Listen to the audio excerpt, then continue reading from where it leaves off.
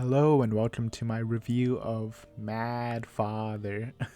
So we just finished up the other night, and first off, I did say I would play again for the other endings, but I think I'm deciding not to, just because after I finish, I did do like a little looking up to how to get some of the endings, and I think we did get the true ending. And if we just played again and we got all the gems, which I assume is what those like hidden items we couldn't pick up before, those were just gems, so they like soft blocked the true ending, which is the same ending with an additional cutscene, I believe. And the other two endings are just like bad endings, so we won't be doing that. Maybe in the future, who knows? Randomly, I might just do a one full session of me just completing the game pretty fast, since I will probably still remember how to do it, and getting the all the rest of this stuff, I guess. But I think we're done for it for now. It was fun. It was fun. And even though this isn't a visual novel, I'll still be giving a review, which is fine.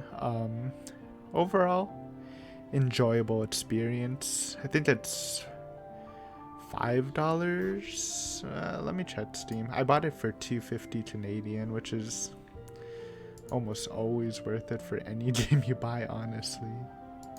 Um, just what are you gonna buy with 250 a bag of chips? It's not like there's anything more than that. Um, but yeah, I think it was definitely worth its value.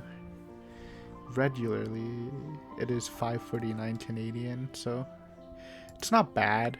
It took me 4 hours to beat, and I assume if you want to get all the endings, it'll probably be like 5 to 6 hours. So yeah, I think value-wise, if you enjoy this style of game, it is pretty entertaining. It's very popular on Steam, as it is a very beloved classic game.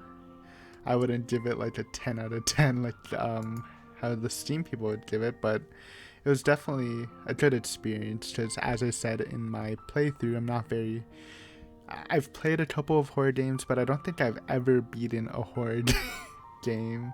I've definitely beaten like game with like horror aspects. Like I've played through the BioShock series, which is kind of scary. To me, it was scary, alright? But I've never really beaten a horror game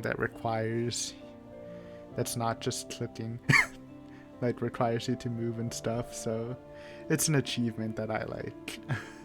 um, so on to the aspects. I think the plot of the story is actually pretty good. Like going into it, and like in the beginning, I thought it was kind of meh, kind of mediocre, but by the end of it, when you get all the plot points, I think it comes together really nicely and makes a pretty coherent and interesting story with some twists that I wasn't expecting, which is pretty much what I was asking for this game.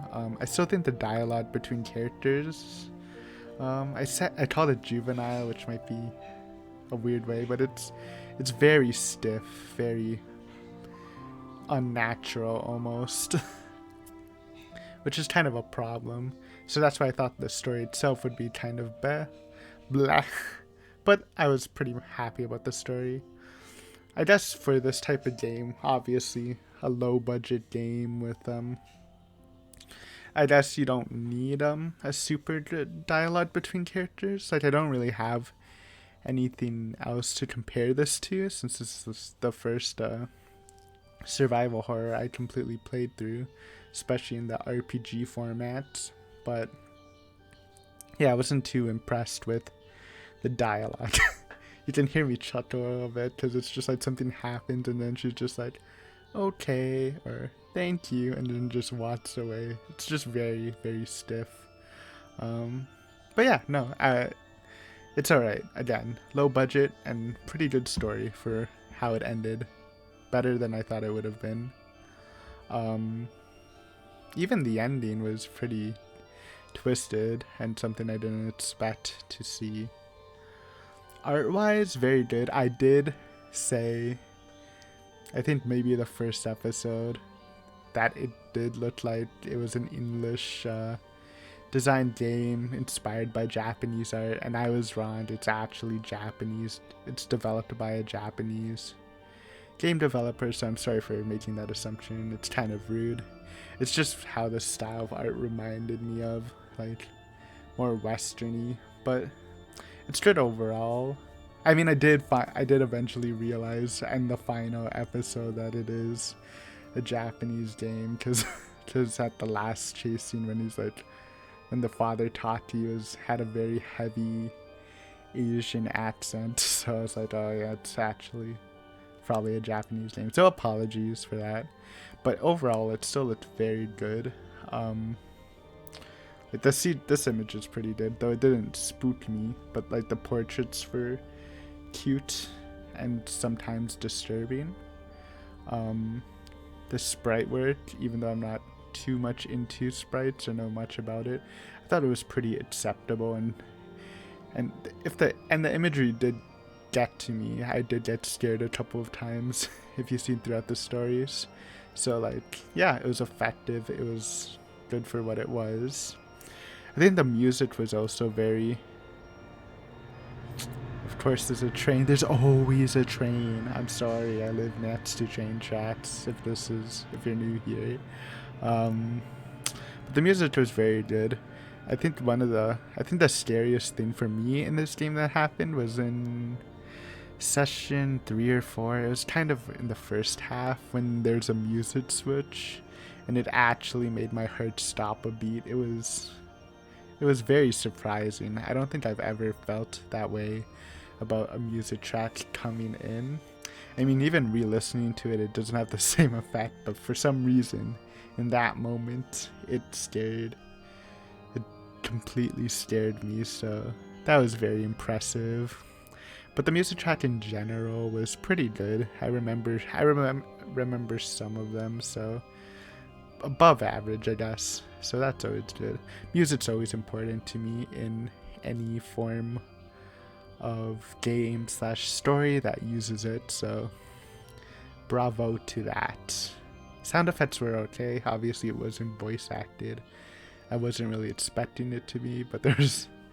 And then when the doctor was chasing you with that heavy Asian accent, even though they're supposed to be German, was kind of a meme. But the streams were good.